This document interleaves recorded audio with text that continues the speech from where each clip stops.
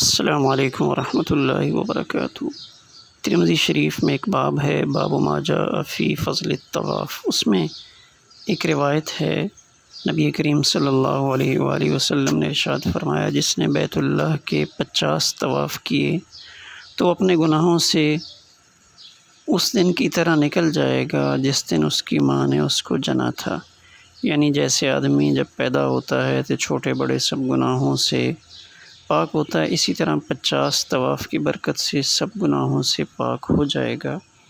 اس لیے زندگی میں جب بھی حرم شریف میں حاضری کا موقع ہو تو طواف کی کثرت رکھنی چاہیے، تاکہ پوری زندگی میں ہمارے 50 طواف ہو جائیں تو یہ ہمارے گناہوں کی معافی کا ذریعہ ہوگا۔ اور ایک توبہ قولی ہوتی ہے اور ایک فعلی ہوتی ہے۔